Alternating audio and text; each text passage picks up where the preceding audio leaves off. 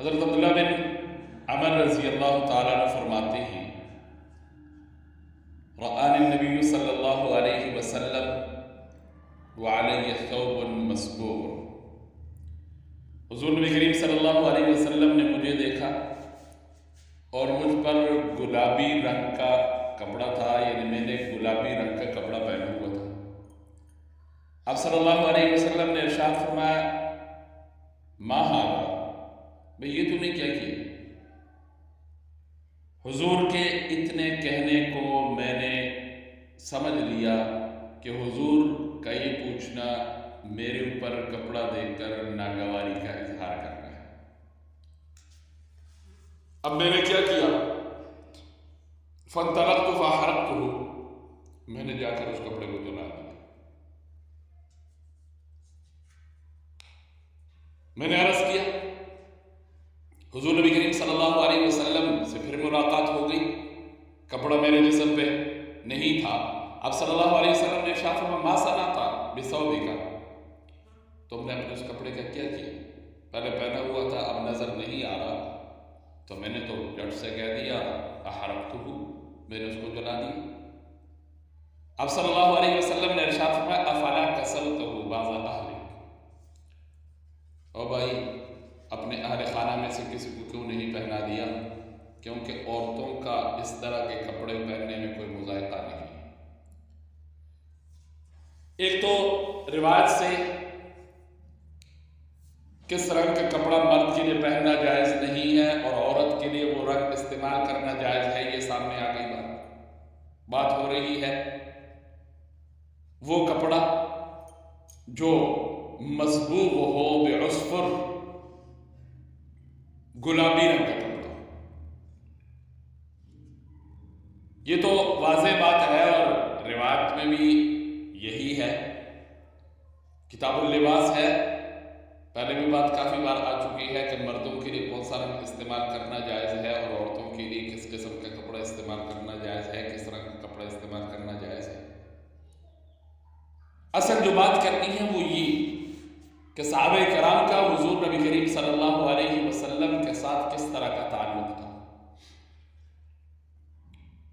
اور وہ حضرات حضور نبی کریم صلی اللہ علیہ وسلم کے پسند اور ناپسند کو کیسے سمجھتے تھے، اور اگر کہیں اپنی پسند اور حضور کے پسند کا آپس میں مقابلہ ہوا تو اپنی پسند پر حضور کے پسند کو وہ لوگ ترجیح دیتے تھے۔ ہم بعض اوقات کام کر کے پوچھتے ہیں کہ کرنا چاہیے یا نہیں کرنا چاہیے، صحابہ کرام کام کرنے سے پہلے پوچھتے تھے حضور سے کہ کریں یا نہ کریں۔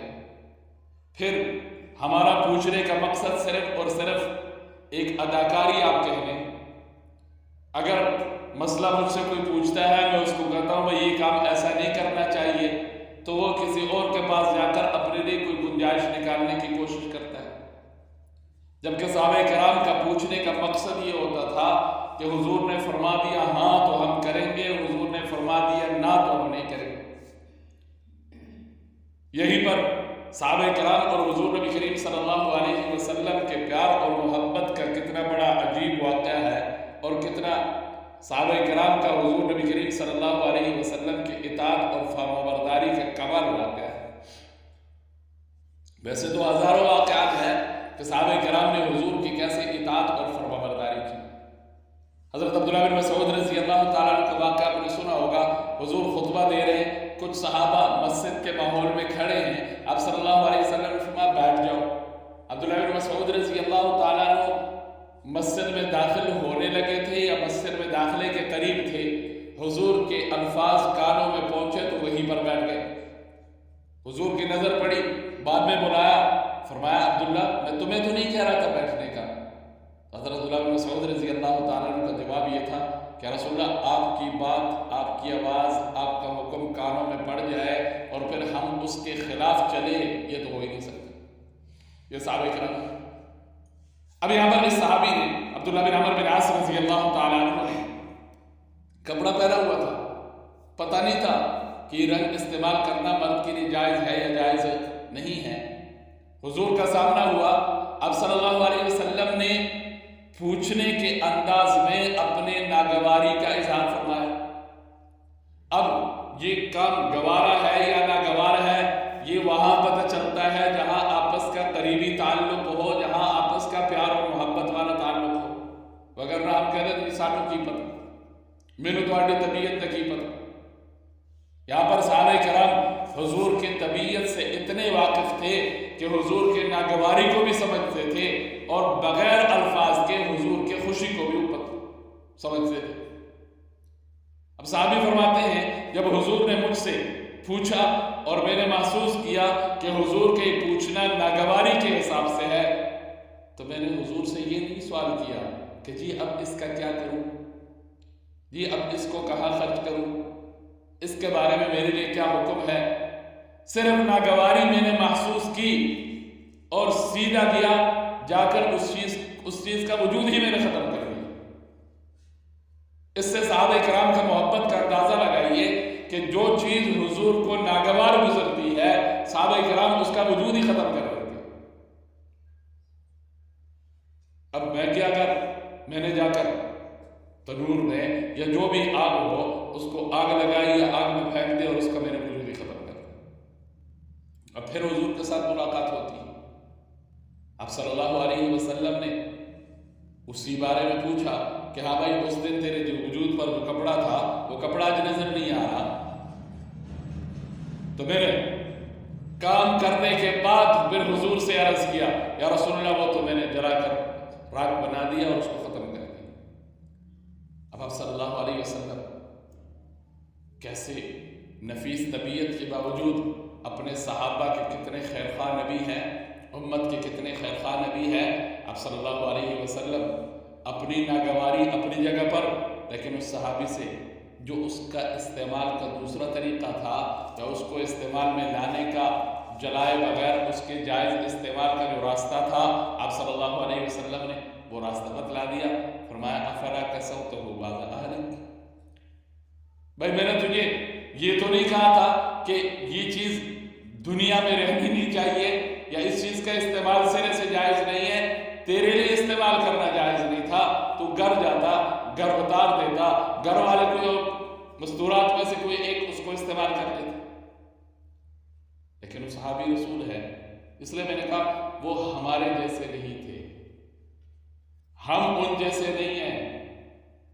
وہ لوگ تھے جن کو رب تعالیٰ نے اپنے حبیب صلی اللہ علیہ وسلم کے صحبت کے لیے مقرر کیا تھا، منتخب کیا تھا، اور بہت بڑی نسبت ان کو یہ جو حاصل ہو گئی صحابی رسول، اتنی بڑی نسبت ہے کہ دنیا کے سارے جتنے قطب ابدال، جتنے کے جتنے نیک ولی لوگ ہیں سب کو جمع کر دو، ایک صحابی کے پاؤں کے ساتھ جو لگی ہوئی مٹی ہوتی ہے اس تک بھی نہیں پہنچ سکتے، کیونکہ ان کو نسبت ایسے حاصل ہو گئی۔ میں اور آپ بھی کہتے ہیں کہ ہم حضور کے امتی ہیں، لیکن صحابہ وہ لوگ ہیں جنہوں نے اپنے آنکھوں سے حضور کو دیکھا تھا، اپنے کانوں سے حضور کو سنا تھا۔ آج میں اور آپ نے حضور کو دیکھا بھی نہیں ہے، حضور کو سنا بھی نہیں ہے، حضور کی باتیں نقل در نقل الفاظ کی صورت میں ہمارے پاس پہنچ چکی ہیں، پھر آج کے امتی کا باقی سب کچھ پر وہ سمجھوتا کرنے کے لیے تیار ہوتا ہے، حضور کی ذات پر وہ سمجھوتا کرنے کے لیے تیار نہیں ہوتا۔ تو ان لوگوں کا حال دیکھیے جنہوں نے حضور کو خود اپنی آنکھوں سے دیکھا۔ کئی صحابہ ہیں جو حضور کے ساتھ اپنے عشق اور محبت کا اظہار کرتے ہیں۔ ابوبکر صدیق رضی اللہ تعالیٰ عنہ کے بارے میں ایک روایت میں آتا ہے، دوپہر کی گرمی ہے، مسجد نبوی کی طرف دوڑے جا رہے، وہاں گئے، وہاں جا کر حضرت عائشہ کے حجرے کی دیوار کے ساتھ کھڑے ہو کر اندر سیر میں دیکھا، پھر واپس آ گئے۔ کسی نے پوچھا اتنی گرمی میں دوڑ کے گئے، کچھ کیا نہیں ہے اور ویسے واپس آ گئے؟ کہ میں حضور کے دیدار کے لیے گیا تھا۔ جب حضور سامنے آتے ہیں، حضور کا دیدار ہو جاتا ہے تو بھوک ہوتی ہے وہ بھی مٹ جاتی ہے، پیاس ہوتی ہے وہ بھی ختم ہو جاتی ہے۔ تو یہ وہ لوگ تھے جنہوں نے حضور کو اپنے آنکھوں سے دیکھا، حضور کو اپنے کانوں سے سنا، اور بعض تو وہ خوش نصیب صحابی ہے جن کا جسم حضور کے جسم کے ساتھ ٹچ ہوا ہے۔ حضرت امیر معاویہ رضی اللہ تعالیٰ، اب عبداللہ ابن عباس رضی اللہ تعالیٰ عنہ. اگلی روایت حضرت علی رضی اللہ تعالیٰ عنہ کے بارے میں آ رہی ہے کہ حضور سواری پر سوار تھے اور حضرت علی رضی اللہ تعالیٰ عنہ حضور سے آگے تھے. بعض روایتوں میں جب مکہ فتح ہوا تو حضور نے اپنے ساتھ سواری پر جو ہے وہ صحابہ کو بٹھایا. حضرت معاذ رضی اللہ تعالیٰ عنہ اسی مشکات کے جلد اول میں بات اپنی کرتے ہیں ما بینی و بینہ الا مؤخرۃ الرح، کہ میرے اور حضور کے درمیان صرف وہ کجاوے کی لکڑی تھی، باقی میرے اور حضور کے درمیان کوئی رکاوٹ موجود نہیں تھی. یہ صحابہ کرام تبھی تو رب تعالیٰ نے ان کے لیے رضی اللہ عنہم و رضوان کا سرٹیفکیٹ جاری فرمایا، وَكُلًّا وَعَدَ اللَّهُ الْحُسْنَى کا سرٹیفکیٹ جاری فرمایا. سب کچھ ان کو جو ملا حضور کی اطاعت اور حضور کی محبت کی وجہ سے. آج میں اور آپ حضور کے ساتھ محبت کا دعویٰ تو کرتے ہیں لیکن اطاعت کی طرف نہیں آتے. اس لیے میں نے بہت دفعہ یہ بات بیانوں میں کہی ہے کہ نعرہ ہم لگاتے ہیں حرمت رسول پر جان بھی قربان ہے، لیکن یہ نعرہ آج تک نہیں سنا ہوگا کہ حرمت رسول پر میں اپنے خواہشات قربان کر دوں، کیونکہ مجھے پتہ ہے جان تو میں نے دینی نہیں، اور خواہش کی بات کروں تو پھر وہ مجھے اپنے خواہشات کو چھوڑنا پڑے گا. اس لیے کوشش کرنی چاہیے حضور کے ساتھ محبت وہ محبت ہو جو حضور کی اطاعت کی طرف لے کے آئے. اگر محبت کا صرف دعویٰ ہے اور اس پہ اطاعت نہیں ہے تو وہ محبت نہیں. کوشش کرنی چاہیے. اللہ ہم سب کو حضور کی اطاعت اور حضور کی محبت، حقیقی محبت نصیب فرمائے.